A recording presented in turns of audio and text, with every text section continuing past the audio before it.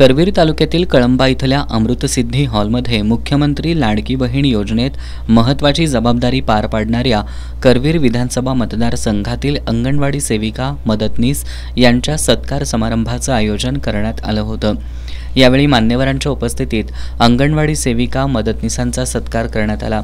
याप्रसंगी बोलताना माजी आमदार चंद्रदीप नरके यांनी मुख्यमंत्री लाडकी बहीण योजनेच्या अंमलबजावणीत अंगणवाडी सेविका मदतनीसांनी केलेल्या कामाचं कौतुक केलं।